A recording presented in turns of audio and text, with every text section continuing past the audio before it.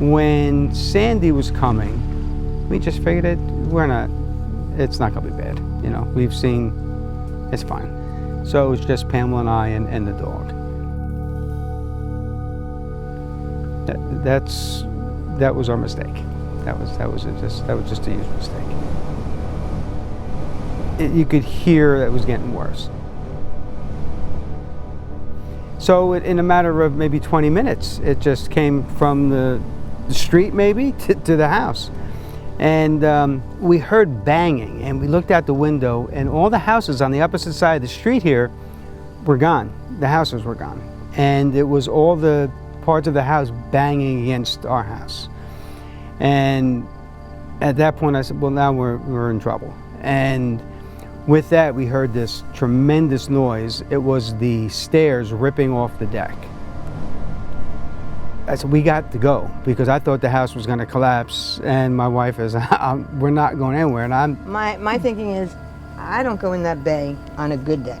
I am not going in that bay when it's in my backyard. There is no way, no way. And I'm thinking the house is going to collapse and we're going to get crushed. So we're going in the bay.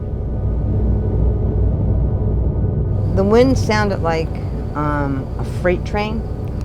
So it was that howling sound. So I think that's what got us more than anything. It was the wind that was pushing in the water, and it was horrifying, the sound of the wind.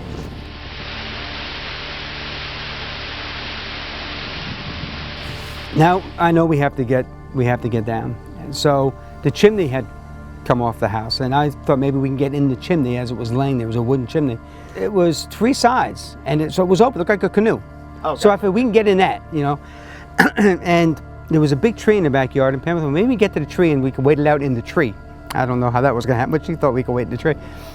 So, but when I climbed down off the deck, and I'm just holding on to the deck, and I have my feet on this canoe chimney, and I look underneath, there's no walls left of the building we're in, of the garage. There's no walls, just the columns in the center. It's the only thing holding it up.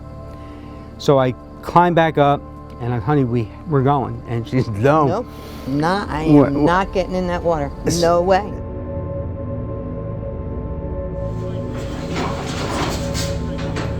When the house went down, we both went down, and then we came back up.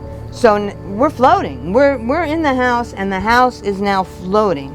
And he says, "You getting in the water now?" And I said, "Nope. Always wanted a houseboat. Now I got one." So my major concern was that the tide was going to take us to Brooklyn, and I figured we're going to be in trouble. But there was that big tree that we're talking about. The house was heading towards that tree, and I said, once this thing hits the tree, it's going to just crumble, and we're going to get crushed.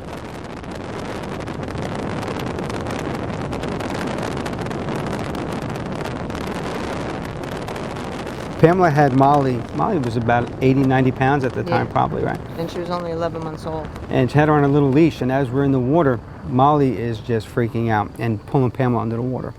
And she's pulling her under the water and pulling her under the water. And I'm begging her, you have to let go, you have to let go. And she said, I'm not letting go, I'm not letting go. And I'm like, you have to let go. She's drowning, I could see it. And finally, she didn't even have strength to hold the leash, and she let go, and the dog just was gone. So she was gone, but there was a house that was behind us. That was our goal, to get to this house that was behind us, that had a low deck, stairs going up the side of the house, an upper deck, and I was going to get into that house. Every house on the block is gone. And so all that debris from the houses is in the water with us, and everything that was in the houses was in the water with us. Cars are floating, smell of gas, it was trees. There was a lot of stuff floating around with us. So we are just climbing over stuff, into the water, back onto debris, just this close, holding on to each other and screaming to each other because it was so loud. You couldn't hear. You could not, because of the wind. You couldn't hear anything. There was a point that a big piece of plywood hit Pamela in the back of the head and pushed her under the water and went over the top of her. And I couldn't find her.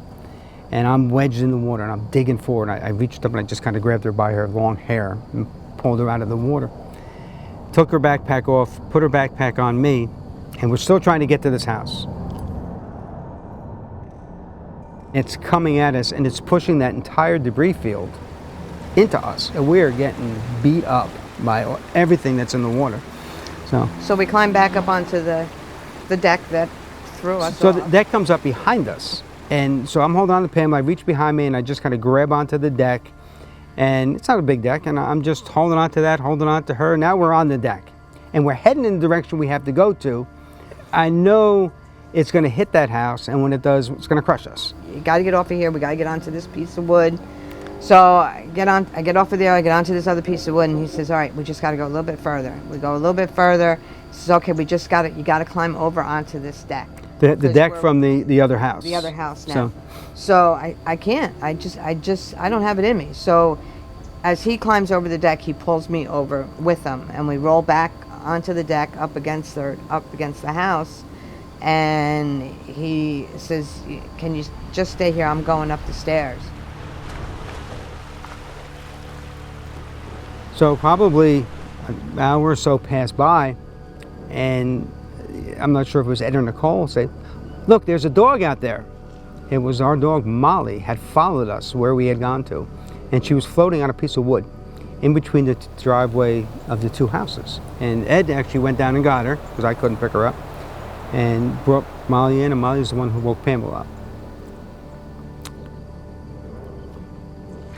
It's tough. I think you realize how much you really do care about somebody when you come that close to losing them. You know, it was close. You know, it wasn't like, without an exaggeration, it was extremely close. That Pamela, more so than me, you know, a couple times that, you know, when she was under the water and I couldn't find her, I thought she was gone. You know, and I'm just going through my mind, what am I going to tell the kids? And that was a lot of my depression came from that I felt as a man, you know, and it could be old-fashioned if you want to say that, or maybe in these times it's not good to say those things, but it was my decision, I felt. And I promised her parents I'd take good care of her when we got married, and I did a really poor job. And I felt horrible that I put her in such harm's way. Shouldn't do that, man.